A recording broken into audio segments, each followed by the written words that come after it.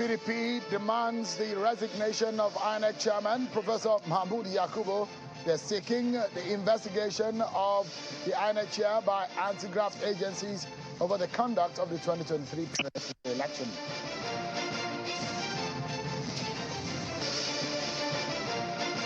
At least 8 political parties will compose the 10th National Assembly, the most politically diverse legislature in the Fourth Republic in Nigeria.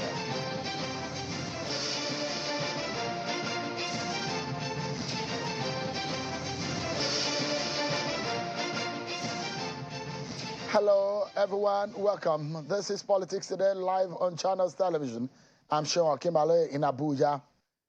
The national body of the Young Progressives Party, YPP, has suspended interim chairman of the party in Rivers and Benue State. In 2 separate letters signed by the party's national secretary, Vidiyo Bemayi, the party says the suspension of the chairman is due to actions that they are undertaking capable of bringing the party to disrepute. The state officials have been asked to prepare their defenses and will be facing disciplinary measures and facing a disciplinary panel of the party.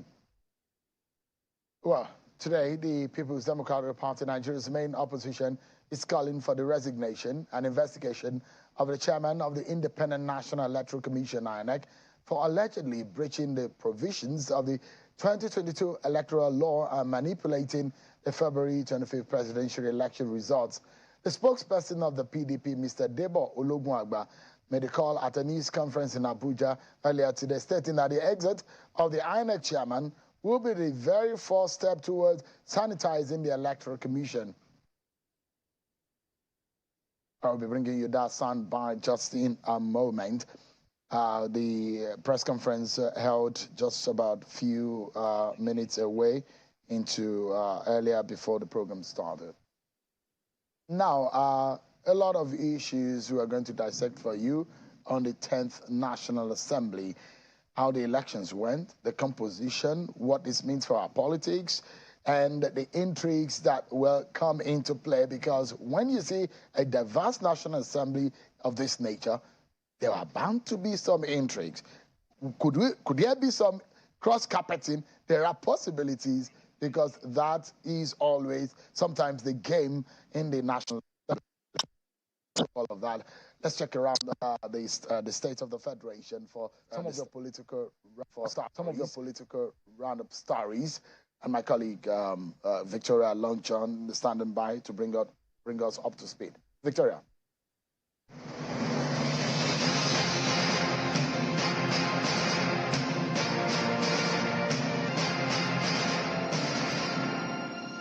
Thank you, Sheon. Hello, everyone. I'm Victoria Longjohn, and these are your political roundup stories. The Supreme Court has affirmed Mr. Rufai Hanga as senator-elect for Kano Central Senatorial District under the platform of the New Nigeria People's Party. The Apex Court removed the former governor of Kano State, Mr. Ibrahim Shekarau, as the candidate of the party in the February 25 National Assembly election. Delivering judgment in an appeal brought before it by the Independent National Electoral Commission, INEC, the court upheld the judgments of the Federal High Court and the Court of Appeal, both in Abuja, which had earlier upheld the candidature of Rufai Hanga as the candidate of the party. The presidential candidate of the Labour Party, Mr. Peter Obi, has paid a condolence visit to the family of the slain senatorial candidate of the party for Enugu East Senatorial District, Mr. Oyibo Chukwu. Mr. Obi, who was accompanied by the national chairman of the party, Mr. Julius Abure, and governorship candidate of the party in Enugu and Abia States, was received by family members of the late senatorial candidate. While condoling with the family members, Mr. Obi appealed for calm within the community and the states. One person has been confirmed dead and 14 others injured when violence broke out during the campaign of the All Progressives Congress governorship candidate for Bauchi State, retired Air Marshal Sadiq Abubakar. The Bauchi State Police says an investigation has commenced, promising that the perpetrators will be brought to book. The Young Progressives Party Benue State chapter has withdrawn from the March 18 governorship election and endorsed the candidate of the People's Democratic Party, Mr. Titus Uba.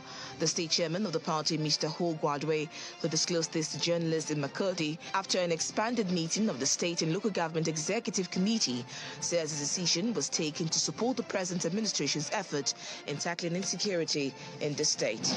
Meanwhile, in a swift reaction to the development, the governorship candidate of the YPP, Mr. Robert Oya, has dismissed the endorsement of the State Working Committee, saying he remains the governorship candidate of the YPP in the state. In an exclusive interview with Channels Television, Mr. Oya appealed to the people of Benue State to disregard the arraignment and vote for him as the next governor of the state. All my teaming supporters should disregard this kangaroo arrangement that has been made by few disgruntled elements of the State Working Committee. Some members of the All Progressives Congress from Cross Rivers Central Senatorial District have declared support for the governorship candidate of the party, Senator Basi Otu, as the next governor of the state. Speaking at the stakeholders meeting in Ikom, local government area of the state, the group led by the state's deputy chairman of the party, Mr. William, notes that the reason behind their support for the governorship candidate is to ensure power rotation across the 3 senatorial districts and called on supporters of the party to come out en masse to vote for Basi Otu as the governor of the state. The Labour Party candidate for Ikeduru Mbatoli Federal Constituency in Imo State has petitioned the Inspector General of Police, the Chief of Army Staff, the National Security Advisor, the Director of the Department of Security Services, and Assistant Inspector General of Police in charge of Zone 9 in Umuahia over the supplementary election scheduled to hold on Saturday, March 18, 2023. At a press conference in Akabo Community, Ikeduru local government area of Imo State, the Labour Party candidate accused and alleged that the candidate of the All Progressives Congress and members of his campaign organization were intimidating his supporters. These people have also perfected their plans to unleash more violence on the people of the area, where the rerun elections for Mbitola and Ikeduru are to be held on that day. And those are your political roundup stories. It's back to you, Sheon. Well, thank you so much, Victoria, for bringing us up to speed with our stories. So let's take you back to one of our lead stories for tonight, which is a press conference of the People's Democratic Party, where the National Publicity Secretary of the party, Debo Ologunagba, on behalf of the party, is asking that the chairman of the Independent National Electoral Commission, INEC, Professor Mahmoud Yakubu, should exit, and the relevant anti-graft agencies should take up an investigation against him based on the conduct of and the outcome of the 2023 presidential election of the 25th February 2023. Take a listen to Debo Ologunagba. The People's Democratic Party has further reviewed the widely condemned infractions, brazen violation of the provisions of the Electoral Act 2022, criminal manipulation and alteration of election results perpetrated by the Professor Mahmoud Yakubu-led Independent National Electoral Commission, INEC, to subvert the will of Nigerians in the February 25, 2023 presidential and National Assembly elections. From all indications, the INEC under Professor Mahmoud Yakubu was compromised to rig the election by brazenly violating the provisions of the Electoral Act 2022, as well as INEC's regulations, guidelines, and manual issue for the election. Consequently, the PDP demands that the chairman of INEC, Professor Mahmoud Yakubu, immediately step down from office, having abused the confidence and dashed the hope of millions of Nigerians as well as political parties and the international community for a free, fair, and credible election. Furthermore, the PDP demands that the Inspector General of Police and the Director General of the Directorate of State Services, DSS, immediately commence investigation into the electoral violations and manipulations by INEC with the view to prosecuting Professor Mahmoud Yakubu and other officials of the Commission for electoral offenses. There you have it. Debo Ologunagba, spokesperson of the PDP there on the press conference that held earlier today. Now, let's get into our main conversation for tonight. The senators-elect and House of Reps members-elect have been given their certificate of return and those who are being certified okay, because there are 8 vacant seats in the Senate. Out of the 109, 101 seats have been confirmed. And in the House of Representatives, 326 out of the 360 seats have been confirmed, leaving 34 seats vacant. So it will see us have a most politically diverse National Assembly since Nigeria returned to democracy in 1999. Perhaps, in fact, in Nigeria's political history, maybe, but I have some guests tonight who will be giving us insight into whether or not it is in all of our political history. But at least 8 political parties will compose the 2 chambers of the National Assembly. See a very low number of female lawmakers we see, and the APC is now holding majority seats across the 2 chambers of the National Assembly. There are those who, the percentage which I'll be giving you some statistics of how things are standing presently. But we got opportunity to speak with some of the new lawmakers in both the brand new ones, those who have never been into the National Assembly before, in both chambers of the National Assembly. Take a listen to these new, newly baked lawmakers from that will be going into the 10th National Assembly in the House. I want to thank my people in North and South Africa constituency for believing in me to elect me to go and represent them in National Assembly. One, I must have to say that I will never let them down. I must represent them to where they want to be. That is what I feel. For believing in me, I won't disappoint them, and I won't disappoint Nigeria in general. The Nigerians are expecting to see a different house, to see a house that will bring the country together, because as you see now, we are seriously divided. So Nigerians and all of us, we want to see stability. We want to see leadership that will bring everybody on board. There you have it. Therefore, the 2 different political parties, but they will be in the green chambers of the National Assembly, seem to have NNPP dominating the House of Reps in Kano State. But in the Senate, in the upper chamber, we have also 2 brand new lawmakers who are first-time lawmakers. Take a listen to their views and their the prospect and their views about what their roles will be and their time will be like when they get into the Senate. Everybody understands that we need to work for Nigerians. We have won elections, and it's no longer party issues anymore. We should be looking at governance, not just governance, but good governance that is cohesive and focused on the well-being of the people. I'll focus on law and order, I'll focus on the economy and security. The National Assembly is not an opposition government on its own. And to a large extent, when the controlling number belongs to the number that is in the executive, what you expect is cooperation. And I want to stretch it further by saying that being seen as opposition in the National Assembly does not necessarily mean that it translates to anything progress for the people. I think more than anything else, what should happen at the level of the National Assembly is cooperation with the executive. There is no doubt that the executive have the mandate of the people to govern. The National Assembly is supposed to complement. Of course, where there are fundamental issues, there could be differences. But I do not think it is right to begin to perceive the National Assembly as doing well when they are in opposition. No, that's really not the idea. Well then, a former governor, Benga Daniel, who is coming into the Senate in the 10th National Assembly, where Ned Nwoko was in the House at some point. I think he was in the 7th Assembly or the 8th Assembly, I can't remember. But he's from Delta State, and so he will be coming into the Senate. We'll try to get some brand new lawmakers. It does look like they may not have their feet yet in Abuja, but they're still going around.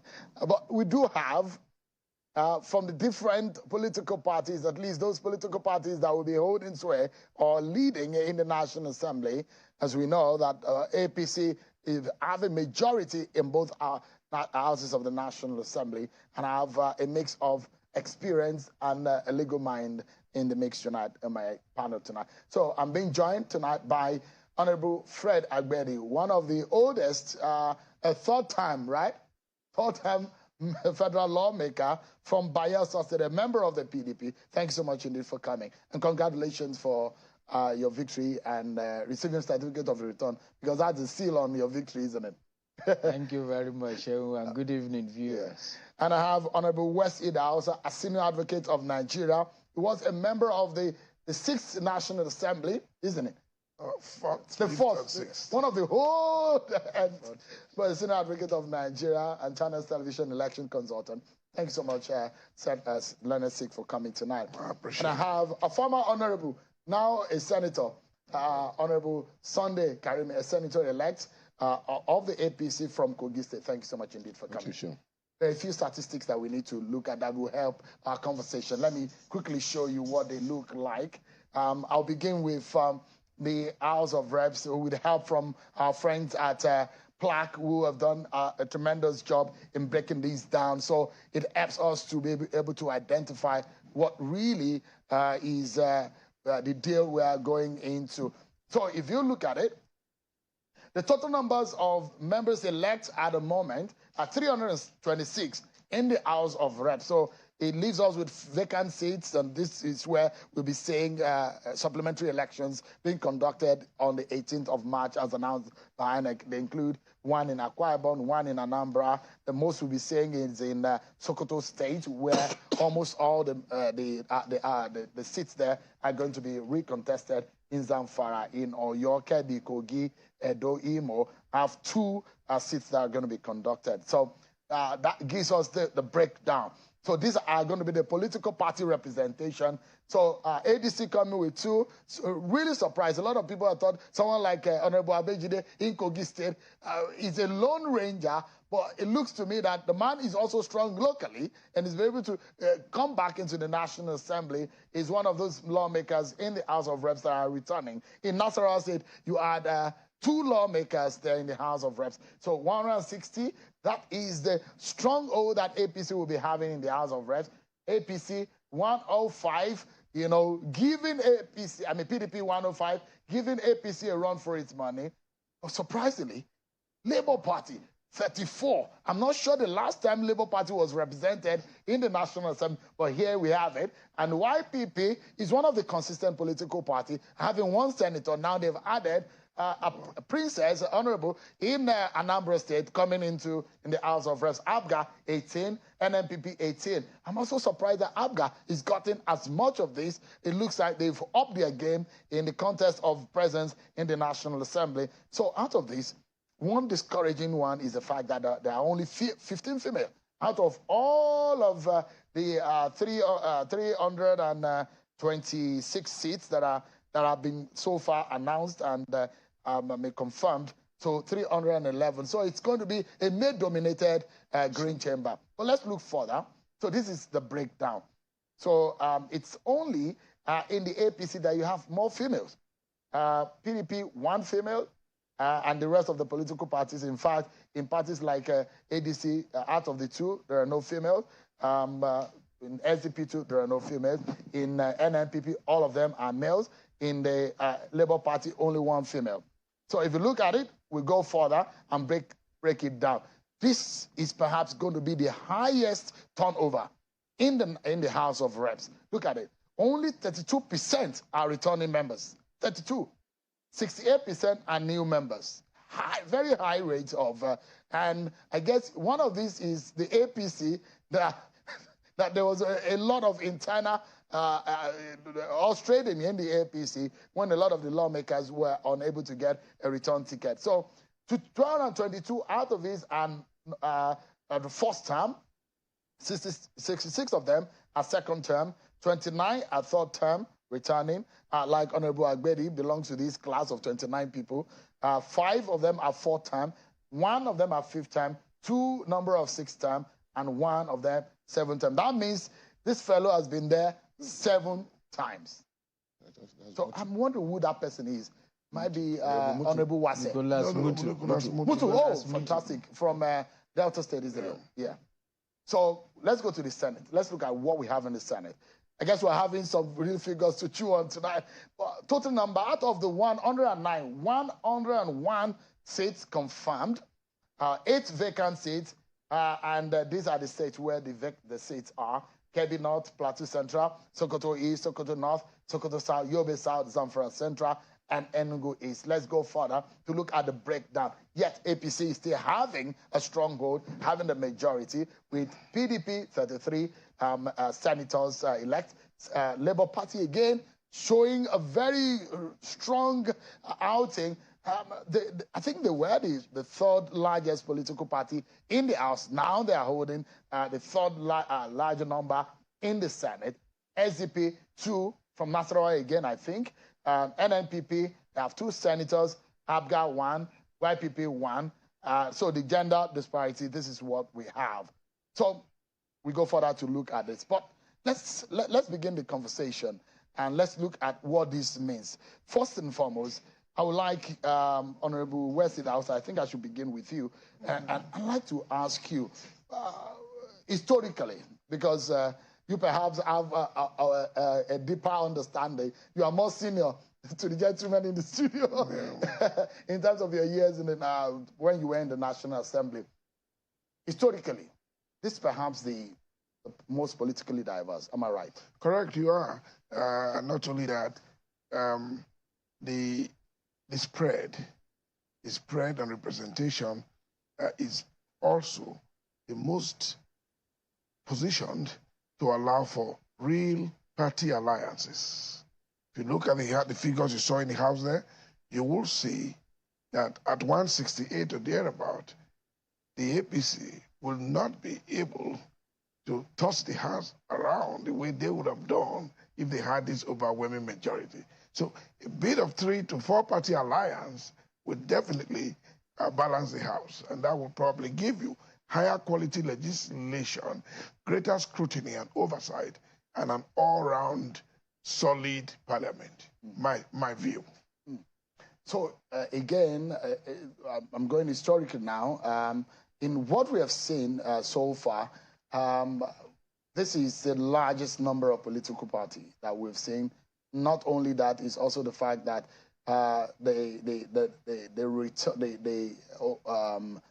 turnover is higher. Have we seen any of this kind of nature situation before? But I think in 1999, we had a huge turnover, but slightly lower than this percentage. And then subsequently, they have had some turnovers, but in terms of percentages, this is probably the most significant turnover that they are likely to have. Because if you look at those figures there, you see that a whopping 202 or thereabout are first-timers.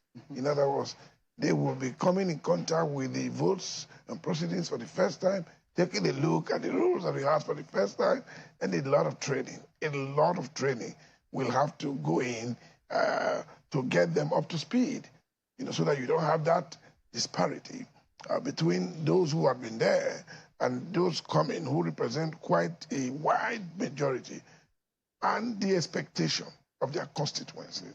Because it's one thing to elect people, it's another thing to live up to the billing, and it's another thing to position yourself to secure the dividends of democracy, which is much talked about. So once you get there as a bench warmer, then you are sure to get a tiny bit of the cake.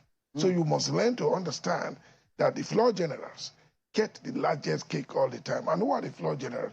Those who have mastered the arts of debate and are able to control proceedings or filibuster by stopping a bill which they don't want. So once you don't learn and you cannot become a floor general unless you know, and you know that you know, confidence will replace fear. And you have to have a mastery of the rules in your hands. So we'll be talking about the politics and we'll talk about the issue of governance. Honorable Agbedi, your party's lost a lot of grounds compared to 7th, the 8th, the 9th, going into the 10th National Assembly. It seems your party has more lost seats in the National Assembly. Why do you think this? What do you think is responsible for this? Well, Shehu, it's unfortunate that it is so today. But that's the beauty of democracy. You win sometimes and you lose other times, you know. I think that part of it is also because of the internal bickerings of the party, which we were unable to reconcile before we went into the elections. But it is really to say that this is truly what democracy should be. The results have shown that our democracy has come quite of age, where, you know, surprises, you know, have sprung up in different directions and different states. You know, if you go to my state, we lost 3 to APC in the last, in this present assembly. And of course, we are gaining back, you know, and all that. So that's how democracy is. Once the people have the opportunity to decide who should represent them, of course, this is the kind of result you will always see. It's not just PDP that has lost grounds. I think the 2 dominant parties have all lost their grounds. Take, for example, in 1992, when I came to the House of Reps in the Third Republic, it was NRC SDP. And you have the majority, you have the minority, you know. In the other few assemblies, it was majority PDP, overwhelming majority. So they decide what they want, you know. But over time, you know, you saw that in the Senate of Nigeria, you saw at a time where APC was Senate President and PDP was Deputy Senate President. And that is one likely scenario you are going to see in the House of Reps. You know, it goes to mean that there will be a government of unity that is going to come into play. If the opposition decides to cluster together, then the majority party has to negotiate. And whatever that is the result of the negotiation is what is going to crystallize in the assembly. You know, because if you put the present figures together, you see that the opposition has more figures than the majority party. And so the majority party in a swoop cannot achieve whatever they want to achieve. So there has to be a government of unity where the minority and the majority will come into negotiations, agree on how to run the assembly. All right. Senator-elect, you are, I mean, the same question I asked him, I'd like you to respond. Your party also lost a lot of grounds. I mean, there are a lot of seats that your party has lost. Why so? What could be responsible? Okay. First of all, I want to appreciate my colleague, Honorable Fred, for being frank. You can see that the statement of Honorable Fred is completely different from the reckless statement made by the national officer of PDP, calling for the INEC chairman to be removed and investigated. Politicians will need to learn to accept defeat. The election that was conducted recently, I'm not working in INEC, but the facts are there for us to see. INEC tried their best. You can see the figures of turnout all over the country. It was completely different from what we used to have.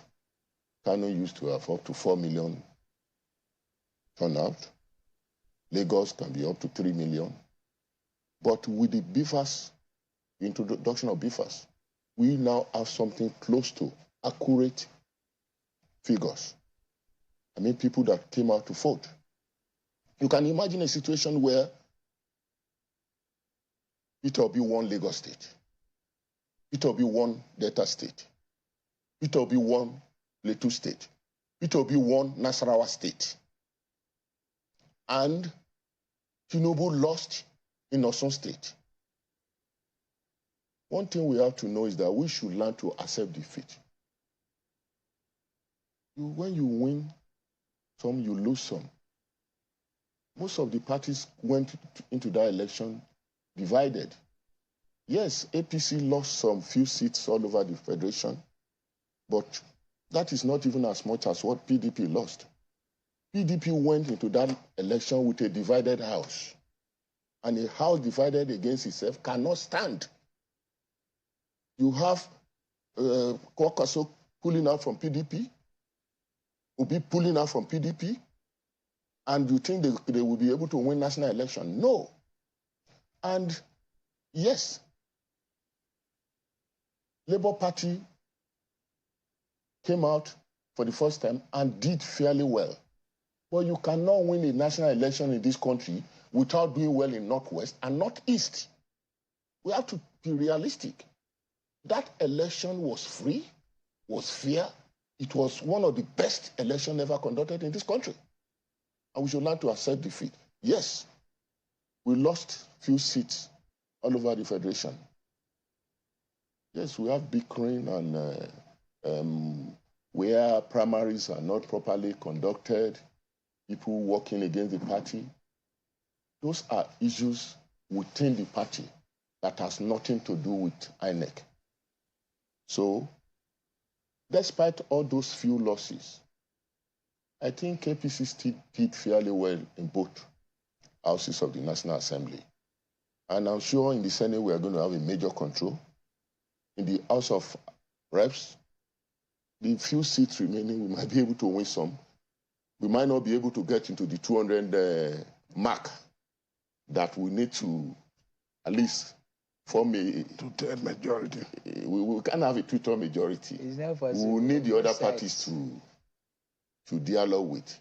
But we are going to work together, and we are going to have a very robust 10th Assembly.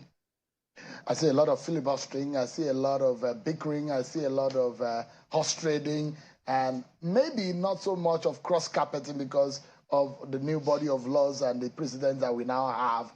But we'll take a break, everyone. When we come back, the meat of our conversation is after the break, because we'll get to know what exactly are the aims and agenda of these political parties. What should Nigerians be expecting? What are the possibilities of what could emerge from the 10th National Assembly? Don't forget, the arm of government can arm twist the executive and make executive go to his knees. Well, we'll find out how powerful the 10th Assembly could be. Stay with us, everyone. We'll be right back. All right, everyone, you can see from the figures we have in the House of Representatives and the ones we have in the Senate, the red chambers, and of course, you see the breakdown as I explained earlier, based on what we have as at 9th of March 2023, and this breakdown of what we got. This is what APC is leading in the majority in the Senate. And if you look at it, what we have is 70% of the senators are new, and 30% of them are returning. Not much of a turnover compared to what we see in the House of Representatives. So that is what we presently have, and that's what gets us talking with my guest tonight. Gentlemen, I come back to you again, and I will look at what you replaced someone in that seat. You were formerly in the House of Reps, and you've held so strong into that seat. I mean, experience is there, but I asked you about the fact that there is this situation where you have lost it. Your party has also lost it. But let me ask you, why do you think the winning, what led to the victory of these new parties, from your own point of view? Yeah, of course, I can clearly tell you that the 2022 Electoral Act contributed majorly to the kind of participation of Nigerians and the results that we are seeing today. The beavers that was introduced, created an opportunity for people to cast their votes and ensure that their votes counted. At every collation point, the beavers was queried.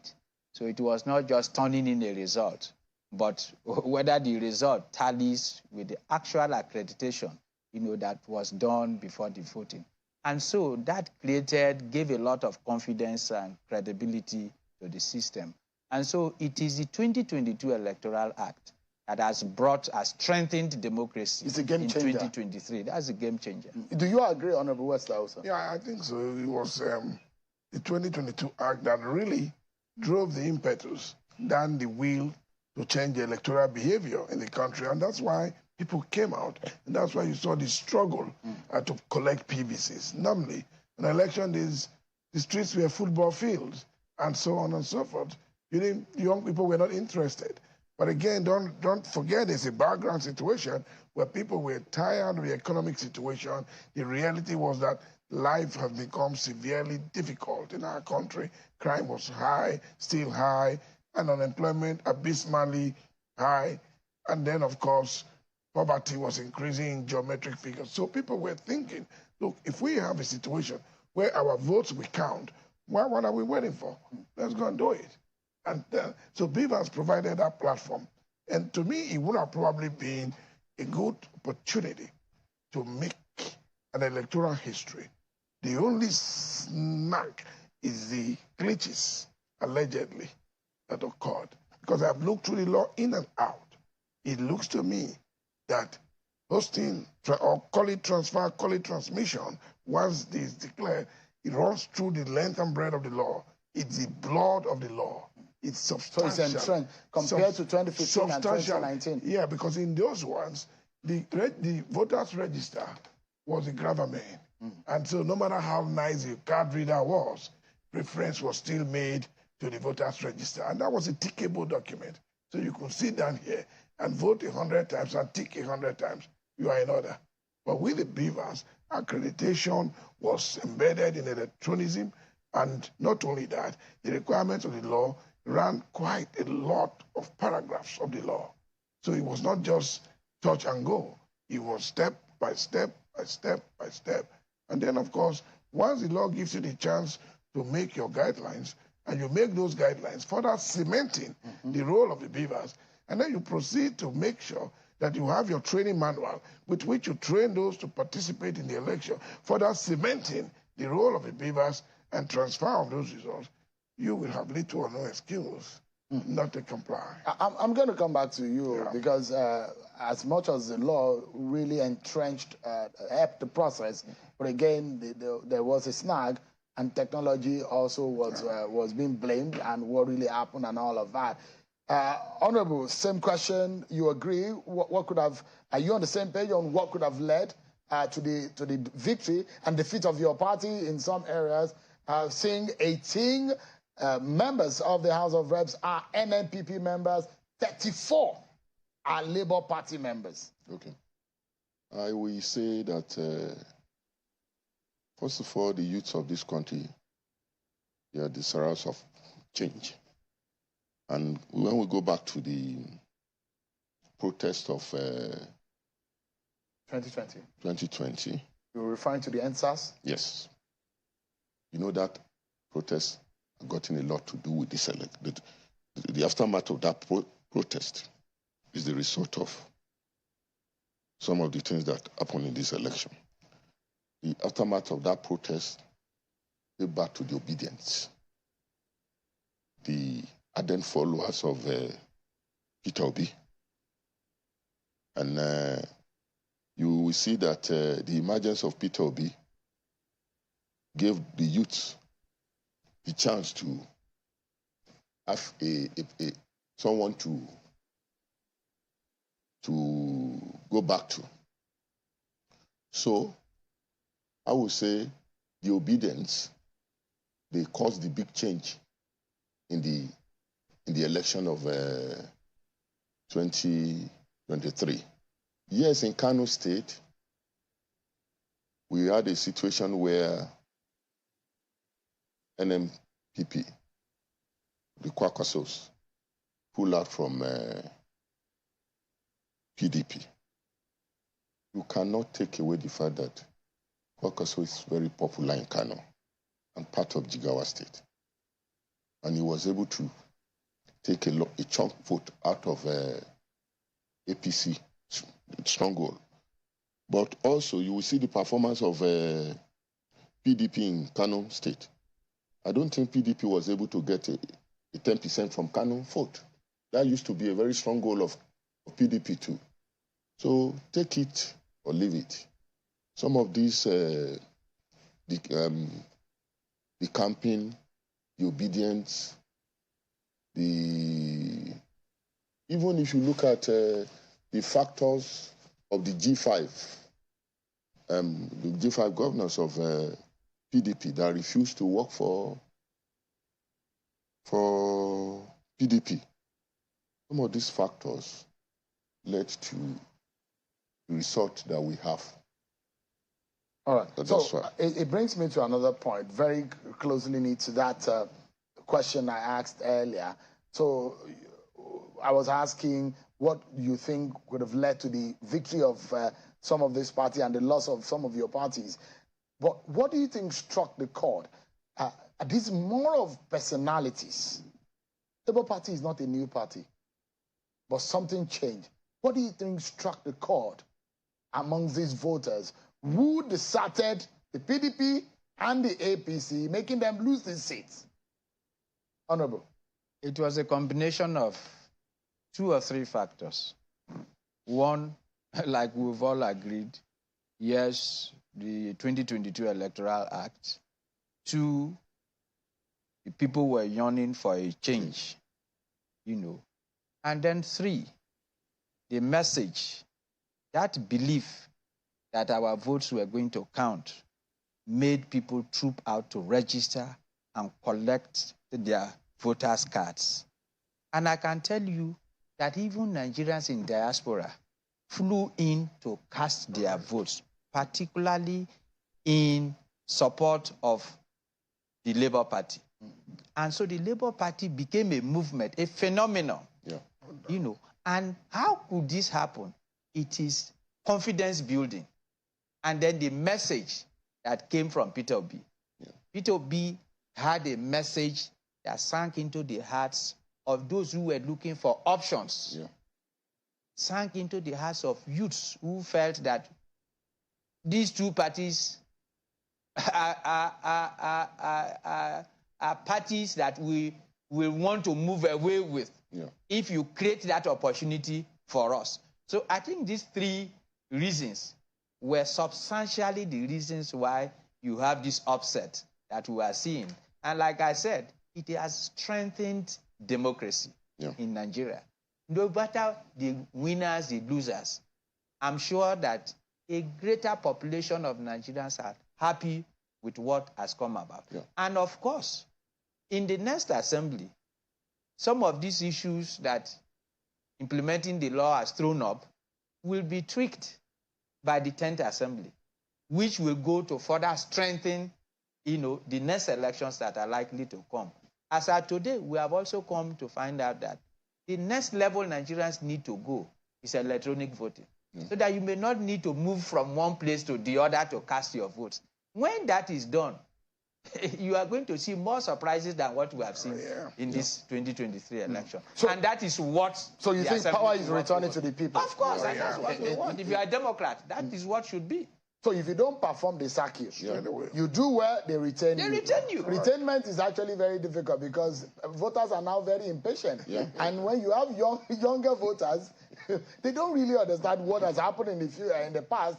They just go with the vibe and, they do what... I mean... No, Shehu, it's not about vibe. You see, don't say it's vibe. The young men are assessing what those in office are doing.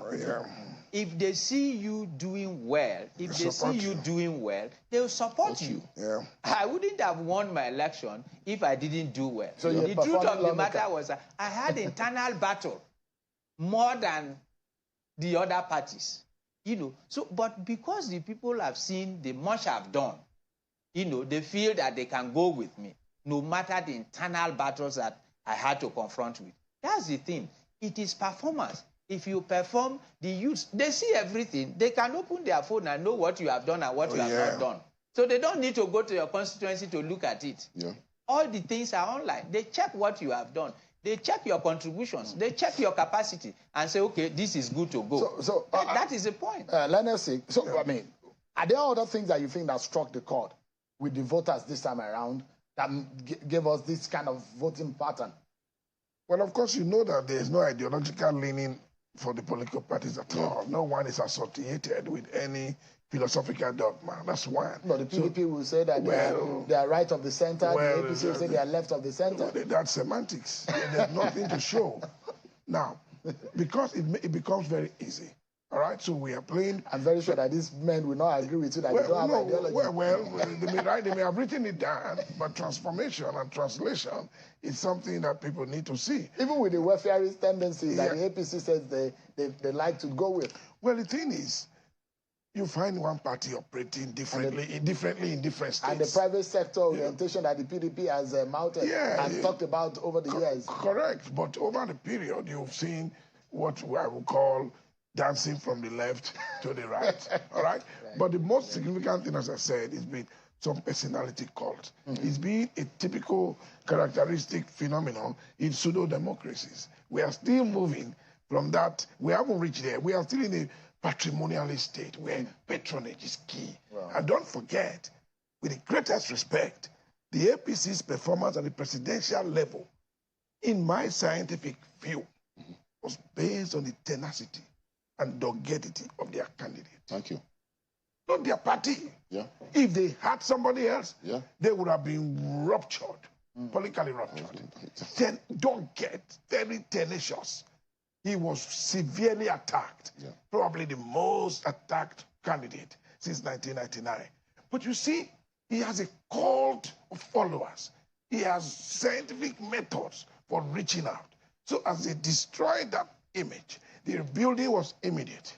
And that was why he was able to stand the test of time, notwithstanding that he comes up with the lowest margin since 1999. But it shows, of course, in dimension, in the reduction of votes, which is being checked by beavers, because inflammation of figures has been severely lowered. So we are getting, as my brother said, to reality time. So if you look at Peter Obi, he was perceived by his followers and those who believed in him as representing what the others didn't have. Again, you saw the massive movement. You can look at Kwankwaso. He's always had the identity of the Kwankwasia movement. He's seen as probably the replacement to Muhammadu Buhari as leader of the Talakawas. Now, so these are the personalities that defined 2023. So we've seen political personalities play out very well. Do you agree also, Honorable? Yeah. I want to agree with my brother.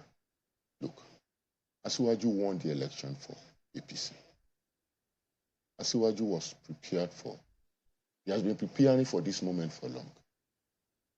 And we thank God that we have a strong character in Asiwaju. And if not for him, maybe APC would have lost the election. You can imagine look, let's face reality. The insecurity of the last few years, the economy has not been performing well, but we have a strong character in Asiwaju. The man with his experience in Lagos has been able to improve Lagos between 1999 and now. Lagos is a completely different state. And many Nigerians all over the country believe in Asiwaju, that he's going to take Nigeria to a new height. And even without him being there, he's already giving us direction. We all know what he's out for. He's talking of power devolution, at least reducing the concentration of power in the center. He's talking of removing subsidy.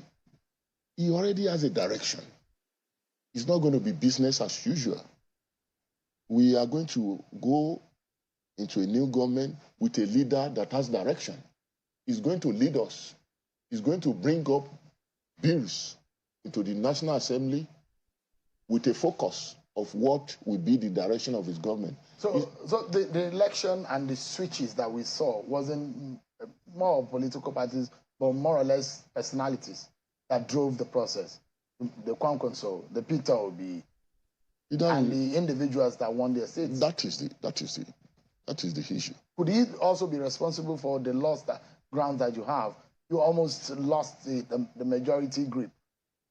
You see, if you look at the performance, it isn't that bad. No. In the Senate, we still have a clear-cut majority. In the House of Rep, Well, it's not going to be less than 180 at the end of the day. I have to be proven wrong. This assembly, I think, is 200. Is APC up to 200? But how did the PDP allow you guys to? Because I'm wondering, you guys are always at each other's heels, in the competition to gain the majority. There was a time that I think it was under the Saraki-led Senate that the PDP, as soon as they switched, the APC almost lost the majority. And what do you think was responsible for the PDP slip, from your own point of view? A divided house. A party divided against itself. I told you, they lost Kwankwaso, they lost Peter Obi, they lost Wike. How can they perform well? So their loss was your gain? Yeah. Interesting. They went into that election unprepared, divided. So let's look at this dimension now, which is the one that a lot of Nigerians will be looking forward to. How the handshake, the issues of policies and issues of governance that will come to play. Yeah. How the executive will have to work with the National Assembly. We saw an 8th Assembly, for example, that was almost at loggerheads with the executive, and we saw the 9th Assembly that says, look, call us rubber stamp for all you want, but we will work with the executive. Let me come to you, Honorable Betty. What do you see, for example, the kind of politics that would play out based on the issues that are confronting the nation as we speak? You see, security is there. The economic issues are there. And anybody who becomes Nigeria's president will have to hit the ground running from the day one. You cannot waste time on issues of economy. You cannot waste time on the issue of security and getting the right personnel to work. Now, you will need the help of the National Assembly.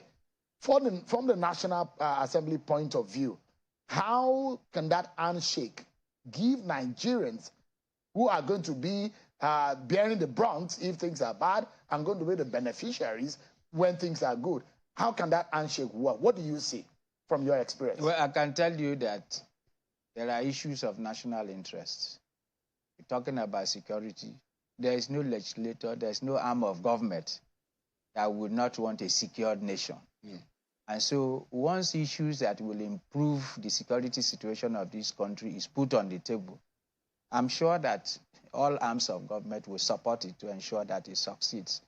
Take, for example, the present assembly had a lot of security conferences that the assembly held to ensure that they help the executive in strengthening or tackling the issues of insecurity. And so that's going to happen. You see, like I said before, when the issues are of common interest, all parties will rally around, the executive, as well as the executive interfacing with the legislature. But one thing I can tell you is the issues of devolution of power, the issues of resource control is going to take a major flank in the 10th Assembly. The reason being that the president-elect is a man who has also canvassed that aspect of restructuring this country, even when he was governor of Lagos State. And that was why he had several altercations with the government at the center when Obasanjo was Mr. President. And so, now that if he's sworn in as a president, of course, know that that issue of devolution of power and resource control will take the center space. And that is going to solve a lot of problems. Yeah. Once that issue is tackled and dealt with properly, it will reduce all these issues of insecurity. It will reduce all these issues of economic crisis that we are having. And so that is going to be a major flank that all parties will look at. And any party, be it majority, like we said here, if you look at the figures, the numbers in the House of Reps, APC cannot pose as majority party that can lead the assembly. But they have the number, but not enough. That is what I'm saying. You see, to pass a bill, for example. When you have numbers that cannot give you the majority decision that you want to take, once you don't have the two thoughts, it's difficult for you to run your show. So the minority is still running the show? The minority will stand their grounds. And for those of us who are going as minority, we will rally around the minority caucus. Because there is always a minority caucus. Absolutely. We will rally around the minority caucus. But the PDP will play leadership because of the numbers that you have. Yes, of course. You know, and that is what is going to happen. And so for us, the minority party, what are we going to the 10th Assembly with? We are going for devolution of power and resource control. That will solve the other issues that you are talking about, be it security, be it economy, be it this, be it that.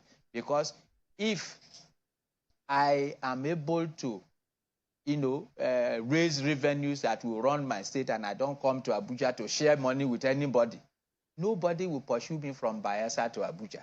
Rather, I will be the one going back to Bayelsa. Nobody will pursue anybody to Sokoto or pursue somebody from Sokoto to Abuja. You are going to deal with your people with what you are able to garner and raise within your state to run your government. And that's what Nigeria wants. I'm really looking forward to what will happen in the national... I mean, Muhammad Buhari was at the National Assembly 8 times to present the national budget.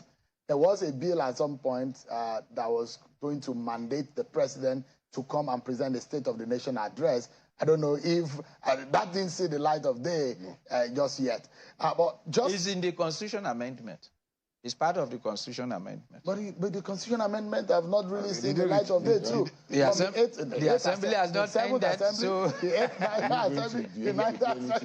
Assembly has not ended. So and I remind you that almost 2 billion was spent in which of the assemblies, and another 1 billion was spent in the 7th. The 9th Assembly was spending almost 3 billion. These are the annual ritual. Annual ritual. That is the APC that Nigerians have voted again. Oh, you are part of the National Assembly. Yes, but who is leading? Who is leading? For 16 years, you guys were not able to do anything. Who is leading? Let's say, who is leading?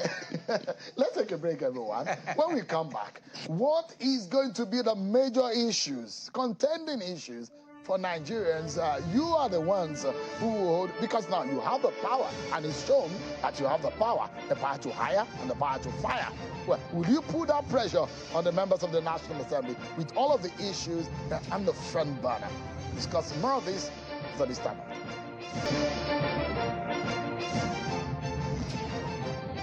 Thank you so much, everyone, for staying with us, and welcome back to the conversation.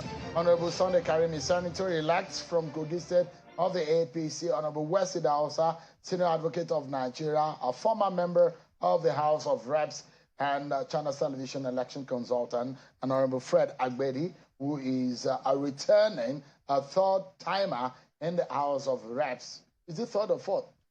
Because when I'm sworn in, I'll be a fourth timer. A fourth timer, yeah. So based on the history, you will be a fourth timer in the 10th National Assembly from Bayelsa State of the PDP. Thank you so much, gentlemen. I was going to come to you based on the question, the issues that will be in the front burner, if leadership issues. Because when we were break, Honorable Fred Agbedi is saying, look, in fact, the opposition might even make the speaker or make the Senate president this time around. Do you see that happening? Well, more likely with the House. If you look at the figures there, it's possible that they're more likely to be able to influence the leadership of the House. Because put together as we speak, they have the numbers. And then, of course, you have about 34 seats left to be declared, and so. Even if that is split into 2, they are still, in a firm position. The opposition has more. Yeah, so they can now negotiate. Traditionally, it had been argued that the majority party ought to produce the speaker, but we have seen what happened in the last U.S. Congress, where the challenge came from even the. I think 5 times they voted. Of course, the challenge came, so it's clear that the father of presidential democracy has shown that once you have your numbers, you can't make that challenge. There is nothing. This paradigm has shifted. There's nothing. That there was a disagreement, Honorable, between Honorable Agbedi and Honorable Karimi as to whether or not the opposition might determine the next speaker. But we've seen that happen, isn't it? Yes. The Dogara scenario, the Tambua scenario, the Saraki scenario, opposition were voted into who emerged the, what's it called? You see that upset happening? Do you see so? What Honorable Fred said was a possibility of an opposition member becoming the speaker, that may not happen. That is not going to happen. How? APC will not be that careless. No, wait, how? Because we are talking about numbers and a simple majority. To elect a speaker, a simple majority. As of today, what does the standing rule say? Simple majority. It's simple majority. Yes, simple majority. Does the standing rule say that we are all members of does the standing rule says that the speaker has to come from the majority party? Yeah, I'm not too sure. It's not in the rules. No, it's not but in the rules. It's something that is on an unwritten rule. It's a constitutional provision. Okay. Constitutionally provided, and there's no question, there's no definition. There is about no... just a member who can become a speaker. Yeah. All right? There's an unwritten rule. So because of that, that you cannot make rules to override the provisions of the Constitution by now coming to say if you do that, it can be challenged. Now, I don't know how many times they have now amended, but up to the 6th, 7th Assembly, we left that open. But traditionally it was agreed, that the majority party. But based on what we are seeing now, nothing stops a member of the House, that's the qualification, a member from being nominated. And if he has the numbers, he sits right there. Right there. So we can see another Saraki factor, and a Dogara factor, a Tambuwal factor. Do you see that happening? Yes, opposition may be able to determine who becomes the speaker among the majority, among the APC members. The speaker will not come from. So you don't see an offset happening? No. Honorable Sunday Senator-elect, you were a member of the House of Reps. Yes, sir. Nothing stops a ranking member from contesting to the speaker, be you majority or minority. Okay. The precedence is that majority should. And the expectation is that majority is always able to pull the strings to produce a speaker. Using their numbers. But we are talking about numbers. Any member of the House of Reps has the right and qualification to nominate someone to contest for the office of speaker. Yeah. Once you are nominated and seconded, no matter the party you come from, that nomination stands. Yeah. And then the declaration of a speaker is based on the number of votes, majority number of votes. If today you have 180 members elect of the House of Reps, that comes from the minority, not APC, I'm talking about minority parties. If today you have 180 members elect of the APC, of the minority parties, and they come together and nominate one of them and sustain their votes, that person becomes the speaker, and there's nothing you can only go to court to challenge it. What I'm saying is that APC will not be that careless. We will not be that careless. We have 160 members of APC elected now. You said 160. I thought the last figure was 168, but let's even say it's 160. Based on the figures that we have. Let's say it's 160. 160. Then what is the number of opposition? The opposition, from what I have now, put together. Just for a moment, you have 300 and, just for a moment, you have 326 seats that have been determined, minus 160 seats of the APC, leaving 166 seats for opposition. So there are more minority members in the House than the majority members. That's the point at this moment. At this moment. That's the point I'm making. We have 34 seats up for grabs, and which could go anyway, either way. They will not be united. I think that's a good. What's the worst case scenario that you see? I'm seeing a scenario that senators sleeping in the car park over the night, or House of Reps. Hello. We see a whole lot of things. I'm seeing a scenario where they are going to play a major role. Yeah, in choosing one of the APC members as speaker. Yeah. And they are going to cut a deal. Yeah, you know what I'm talking about. He's a deal cutter, you know. He was in the House of Reps. So the question now is that we have quite a number of former governors in the Senate. Yeah. Most of them being in the APC. Now, from what we hear, what is going on, we already know that a few of them are already talking about eyeing the Senate seats, and that's going to be a tough one. Yeah. So it will come down to what, Honorable, from your experience, what does it come down to? Who has, is it the more money or the more clout or more? Well, the thing first, in the Senate scenario, they are more likely to, the prognosis will more likely be that APC would more likely be positioned to produce a Senate president if they do not make a tactical mistake. Now, the second point to make is, yes, a number of heavyweights are there, and one would not like to talk about money because the Senate should be beyond that now. Absolutely. But that's what I mean. No, I know intrigues. The intrigues. Really intriguing. Yeah, it will be determined by a number of factors, unspoken factors, affinity to the incoming president. Affinity to the incoming president, because it's got to work together. It's key there. It's not unspoken, but it's right there. And the other point will be zonal positioning. Because there can be the need to adjust some zonal setbacks in terms of regional balance. Say, oh man, this zone has been having a lot of misfortune politically, so we give. Let me throw up this debate, for example, and like on the same, you have Bola Tinubu from the southwest, you have Kashim Shettima from the northeast. For the Senate, for example, which is usually seen as the number 3 person. Yeah. What intrigue do you think that? Okay, let me, because you are going to be in the Senate. Yes. What do you think could play out? I want to believe that the party will play a major role in giving direction. There will be. You think Bola Tinubu will play more? Will focus more on the politics of the National Assembly? Bola Tinubu, he will not just sit down and leave this thing loosely. One, it is important we have regional and sectional balancing. It is also very important. I don't want to say this. I'll say it anyway. But I will have to say it. Nigeria is a very volatile state. Religion balancing will be very key too.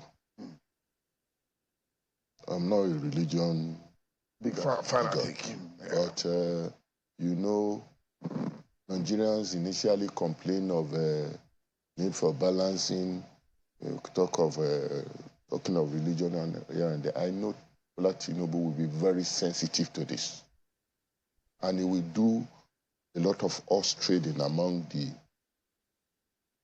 major interest groups. All right. Let's go down the table. Religion balancing. What do you see happening? Well, I expect some level of quality. Going by previous history, you have a head hunter, a good talent hunter coming in. So I don't expect to see occupational Senate president. I want to see a utilization of Senate president. You utilize the seat, not just to rubber stamp. You need to help drive policies. And I know that the man coming in is a man with very solid think tank. So I expect that he should be going for the best. That's my thinking. I think quality and seniority. Because you cannot buy seniority in Wuse market. It's there. I mean, you cannot expect people who are just coming now to be in a position to lead the Senate. I mean, they have to learn quite a lot. It takes about 3 months minimum to understand what's happening in the Hallett chambers. But the issue of zonal balancing is not constitutional. No, it's first a party decision, and then geographical spread, and there should be some power rotation. All right, like the key office you talked about. I mean, you don't expect that it will not offend the provisions of federal character. Absolutely. If you were to lopside everything into one zone. I mean, people can now go to court and say no. It doesn't fit. So he must quit. All right. So I expect that balancing is strategically political. That should be done. They know how to do that quietly. But I'm no longer talking about a balance. I take that for granted. I am talking about the quality. Because we have seen that Nigerians want to change. You must be seen to be changing the paradigm. People must have that hope so that restiveness can go down and then gradually to win over a population that is so suspicious. Honorable Agwedi, what do you see? Because you're looking, it does look to me like you're looking at a crystal ball. And I know you're a strategist. Are you gunning for the speakership also? Because you are very optimistic about the opposition getting the speaker. Well, Shehu, as a politician, you know, you look at the numbers, you give your analysis, and then you look at the interests of the people. Of course, the present results have shown that democracy is good to go, and the people's interests must be paramount. And so, based on these numbers, we are now talking about the people's interest. What is the interest of those that have been elected to the assembly to serve? And if there's anything they can do to give that service, you know, they will be ready to do it. If you have an opportunity, because it's not about majority all the way. If you have an opportunity to also be part of the system to ensure that you bring in some sanity, some control, of course you will do it. You won't be laid back and be watching because some people are majority and then let them do what they like. That's not what Nigerians are yearning for. So you guys will look for quality. Of course, that's the point. Thank you so much, gentlemen, for coming. Despite the fact that it's your birthday, I didn't know you were birthday mates. Senator-elect Sunday Karimi, I wish you a happy birthday. Happy birthday to you too. Yeah, thank you so much. Happy birthday to you too. And happy birthday to both of you. I thought we could do a dinner together.